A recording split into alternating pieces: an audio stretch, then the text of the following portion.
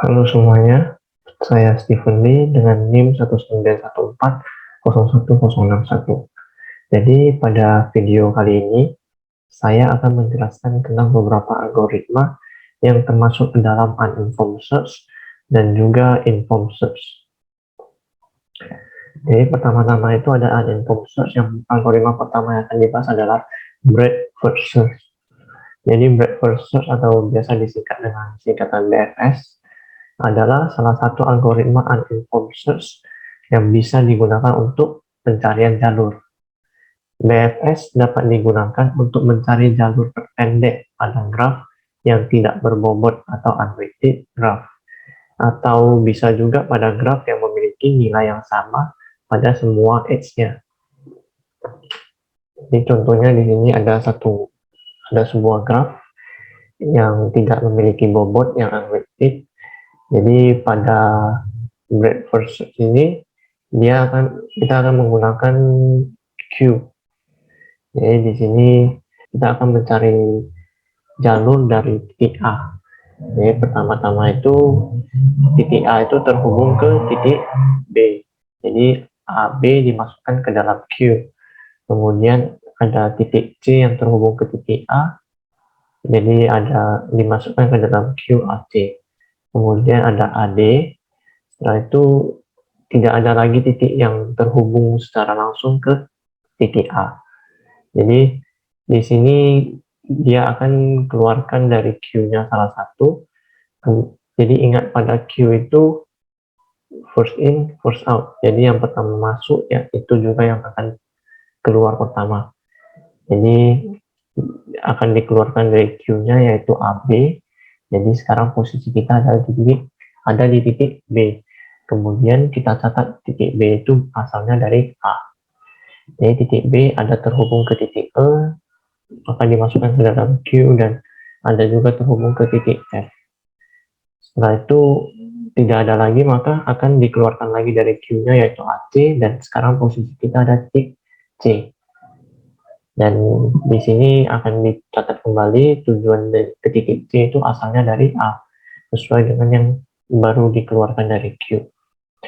Kemudian selanjutnya dari C ada terhubung ke H, maka akan ditambahkan ke dalam Q, yaitu CH. Kemudian selanjutnya tidak ada lagi, maka akan dikeluarkan yang AD. Jadi posisi kita sekarang ada di titik D, dan asalnya kita tulis dari A.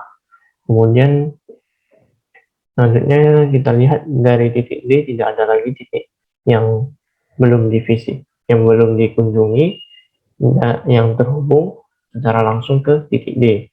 Jadi setelah itu kita akan keluarkan lagi dari Q yaitu BE. Jadi posisi kita sekarang ada di E, dan kita catat tujuan ke titik E itu asalnya dari B. Kemudian kita cari yang berhubungan titik yang belum dikunjungi yang berhubungan langsung dengan E. Jadi di sini ada titik I. Jadi kita tambahkan ke Q. Kemudian selanjutnya akan dikeluarkan dari Q yang BF. Di posisi sekarang ada di F, dan kita catat tujuan F asalnya dari B. Kemudian dari F ada terhubung ke G, maka ditambahkan ke Q. Kemudian tidak ada lagi, maka akan dikeluarkan lagi yaitu CH. Jadi sekarang posisi kita akan di titik H, dan kita catat H itu dari C. Kemudian selanjutnya dari H tidak ada lagi, maka akan dikeluarkan dari yang I. Jadi posisinya sekarang ada di I, dan dicatat I itu dari E. Kemudian I ada terhubung ke L dan ke K. Kemudian setelah itu akan dikeluarkan yang FG, dan G dicatat dari F. Kemudian G terhubung ke J yang belum dikunjungi. Jadi sini ditambahkan GJ. Kemudian akan dikeluarkan yang IL. L tidak ada lagi. Yang K juga tidak ada lagi. Ingat dicatat di tabel. Kemudian ada GJ yang terakhir yang akan dikeluarkan, dan tabel yang kita miliki sekarang sudah terisi semua. Jadi selanjutnya untuk misalnya kita akan mencari dari titik A ke titik L. Jadi caranya itu, maka yang pertama itu dari L terhubung ke I, maka kita tulis di L. Kemudian ada I yang terhubung ke E, yang asalnya dari E, kita tulis EI, kemudian E asalnya dari B, dan B asalnya dari A. Jadi kita dapatkan untuk dari titik A ke titik L, jalur yang dilalui adalah AB, BE, EI, dan IL. Sebagai contoh lain, misalnya dari A ke G. Jadi di sini kita lihat pada tabel yang G berasal dari F, maka kita tulis FG, kemudian F dari B, BF, dan B dari A, berarti AB. Jadi jalurnya AB, BF, dan FG. Selanjutnya ada algoritma kedua untuk uninformed search, yaitu depth first search. Jadi selain BFS, ada juga DFS. Berbeda dengan BFS yang melakukan pencarian per level, sedangkan DFS melakukan pencarian langsung ke node yang paling ujung. Jadi jika node tersebut bukan tujuan yang dicari dan tidak memiliki cabang lagi, maka DFS akan mundur ke node sebelumnya dan mencari jalur yang lain jika ada, dan jika tidak ada maka akan mundur lagi ke node yang sebelumnya lagi. Jadi hal itu akan dilakukan terus-menerus hingga bisa mencapai tujuan. Jadi di sini, jadi pada DFS ini kita menggunakan stack. Jadi pertama itu ada kita akan mencari jalur dari A ke L. Jadi pertama dari A memiliki cabang yaitu ke B, maka kita tambahkan stack ke B. Kemudian kita cek lagi B memiliki cabang atau tidak. Jadi karena di sini B masih memiliki cabang, maka kita lanjutkan ke cabang berikutnya, yaitu E. Kita tambahkan ke stack.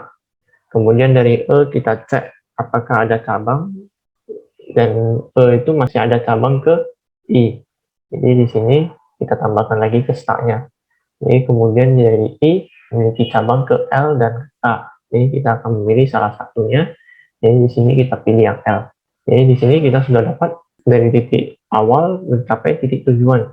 Jadi ketika sudah mendapat tujuan, sudah sampai ke tujuannya, maka algoritma DFS ini akan berhenti. Jadi di sini DFS akan mengembalikan jalur yang pertama kali ia temukan, meskipun itu bukan jalur yang paling optimal. Jadi pada kasus yang kita contohkan di sini, jalur yang ditemukan adalah dari A ke B, ke E, kemudian ke I, dan ke L, karena L ini adalah tujuan kita. Kemudian selanjutnya ada algoritma yang ketiga untuk uninformed search. Jadi di sini namanya iterative deepening search. Iterative deepening search ini menggabungkan keuntungan dari depth first search dan breadth first search. Jadi iterative deepening search ini akan memberikan hasil yang optimal pada graph yang memiliki cost yang sama atau unweighted graph. Kemudian sederhananya pada iterative deepening search ini dia memiliki cara kerja yang sama seperti depth first search. Hanya saja pada iterative deepening search terdapat limit atau kedalaman pada setiap iterasinya. Contohnya di sini untuk yang pertama itu ada limit, dimulai dari limit 0. Jadi limit 0 ada titik A, kemudian kita lanjut ke limit 1. Jadi limit ini maksudnya dia boleh mencari cabang sebanyak berapa cabang ke bawah. Jadi di sini sebelumnya limit 0 maka cuma titik A, dia tidak boleh mengunjungi cabang yang lain. Kemudian di limit sama dengan 1, dia boleh mengunjungi titik lain yang berhubungan dengan dia dengan kedalaman 1. Jadi di sini dari titik A bisa ke titik B. Yang kita tambahkan titik B. Kemudian karena B bukanlah tujuan, jadi di sini kita akan mencari dari A ke L. Sama seperti sebelum-sebelumnya. Jadi karena B bukan tujuan, maka dia akan kembali ke titik A. Dia kembali ke titik A, kemudian dia cari lagi cabang yang lain, yaitu ke titik C. Dan karena C bukan tujuan, maka dia balik lagi ke titik A. Pada start akan dikeluarkan. Jadi dari titik A dia cari lagi cabang yang lain, yaitu ke titik D. Jadi ini dimasukkan ke dalam stack. Karena D bukan tujuan, maka dia akan kembali ke titik A, dan tidak ada cabang lagi, maka A ini akan dikeluarkan dari stack, dan kita akan lanjut pada iterasi selanjutnya. Jadi di sini ada iterasi dengan limit sama dengan 2. Jadi di sini dimulai dari A lagi, kemudian A memiliki cabang ke B, maka B akan dimasukkan ke dalam stack. Kemudian B memiliki cabang ke E, maka E akan dimasukkan ke dalam stack. Kemudian karena E sudah mencapai ke limit kedalamannya, jadi dia akan mengecek E sama dengan tujuan atau bukan. Jadi karena bukan, maka dia akan kembali ke titik B. Kemudian di titik B dia cari lagi cabang. Ada cabang yang lain lagi enggak? Jadi karena ada ke F, maka dia akan masukkan ke dalam F lagi. Kemudian karena sudah mencapai batas kedalaman, dia cek F sama dengan tujuan atau bukan. Karena bukan, maka dia kembali ke titik B. Kemudian dicek karena tidak ada cabang lagi, maka dia akan dikeluarkan dari stack lagi, dan posisi sekarang ada di titik A. Kemudian dia akan mengecek lagi dari titik A ini ada cabang lagi atau enggak. Jadi karena ada, maka dia akan menambahkan titik tersebut ke dalam stack, yaitu titik C. Kemudian di C yang C ada cabang lagi atau enggak ke titik yang belum dikunjungi.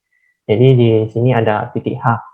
Ini akan dimasukkan ke dalam stack karena sudah mencapai kedalamannya, batas kedalamannya, maka akan dicek H ini adalah tujuan atau bukan.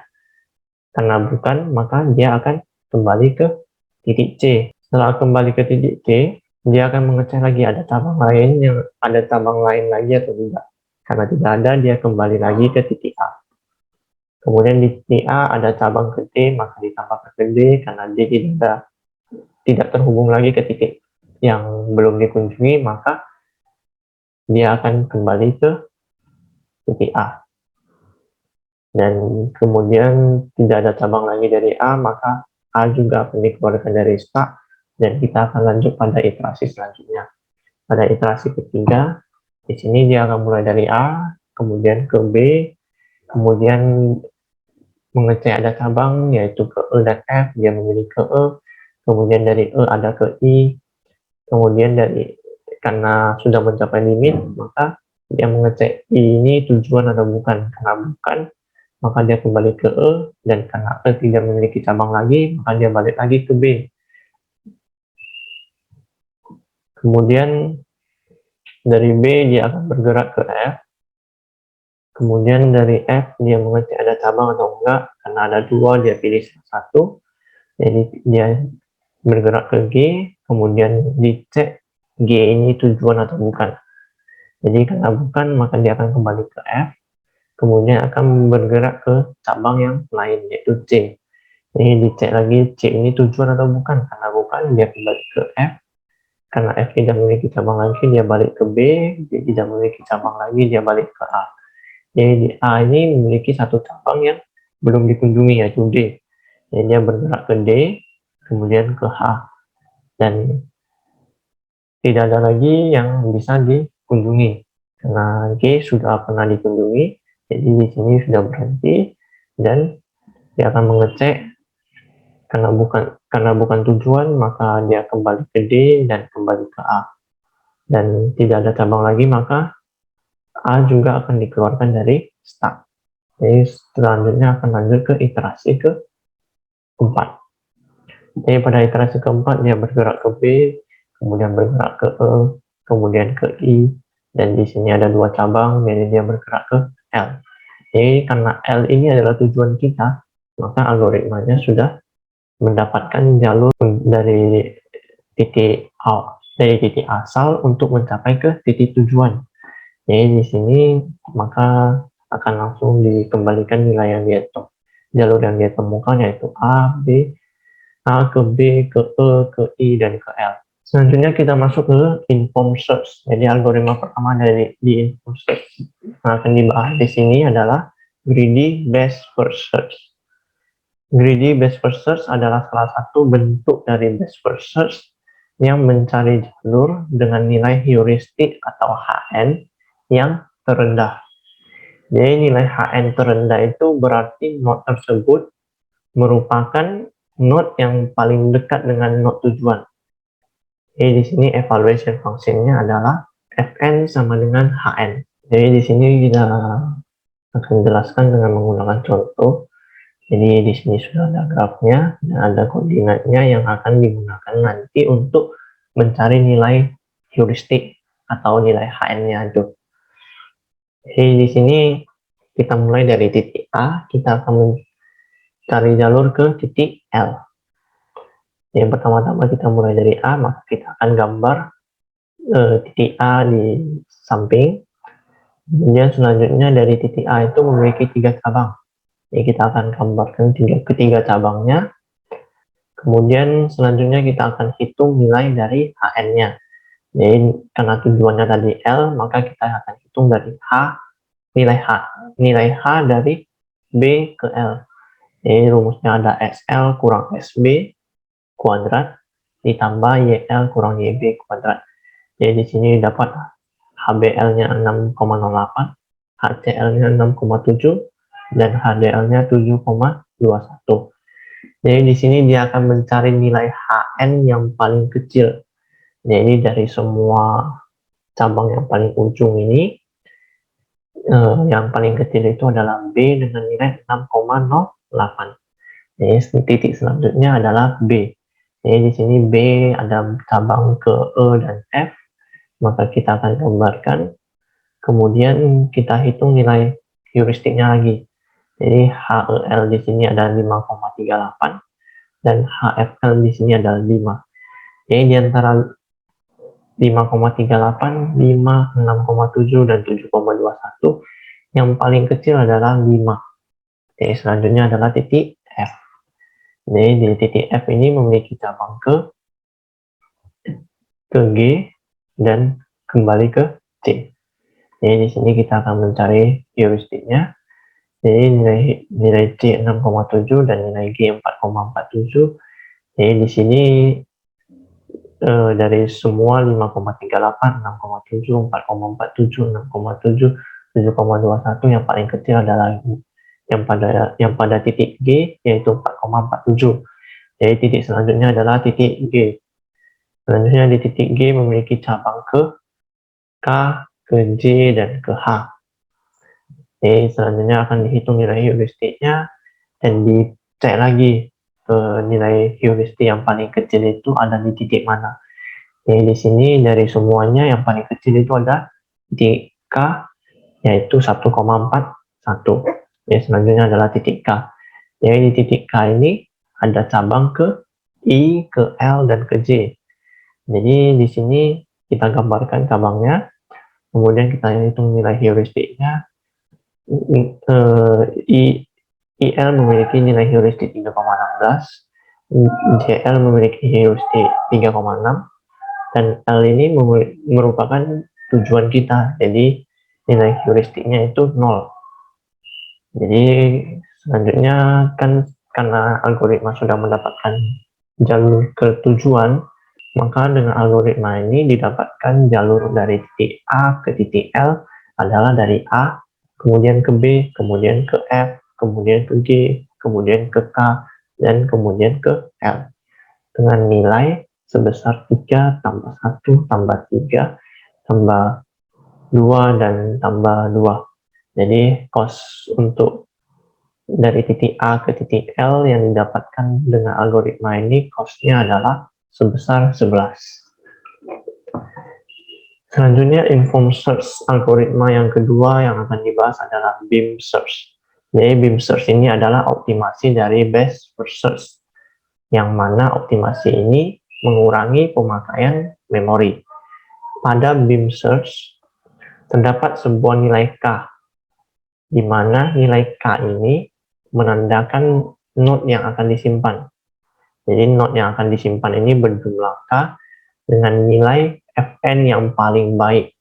Jadi misalnya kalau cabangnya ada 5, maka akan disimpan dua nilai Fn yang paling baik. Jadi sebagai contoh, karena langkahnya sama dengan best first search, hanya saja di beam search ini dioptimasi dalam pemakaian memorinya, maka di sini kita gunakan hasil dari yang best first search tadi.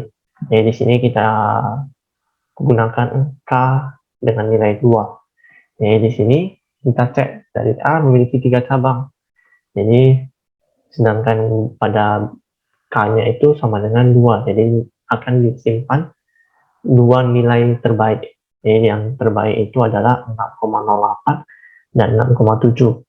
Jadi 7,21 kita tidak akan disimpan. Kemudian kita cek dari sini cabangnya 2, maka tidak akan berubah. Cabangnya 2 tidak akan berubah. Kemudian ada cabang lagi yang 3. Jadi akan mengecek di antara 3 yang mana 2 yang memiliki nilai Fn yang paling baik. Yang di sini yaitu nilai K dan titik K dan titik J. Jadi titik H ini tidak akan disimpan. Kemudian yang dari K ini ada 3 juga, jadi akan dipilih yang 2 dengan nilai yang terbaik, yaitu I dan L. Jadi yang titik J ini tidak akan disimpan. Jadi hasil dari beam search akan seperti ini. Jadi yang cabang lain yang kalau memiliki cabang lebih dari 2, maka dia akan memilih 2 cabang dengan nilai Fn yang paling baik. Jadi di sini hasil yang diperoleh tetap sama, yaitu dari A ke B, ke F, ke G, ke K, dan ke L. Dengan nilai cost-nya yaitu 11. Jadi sekian penjelasan dari beberapa algoritma uninformed search dan juga informed search.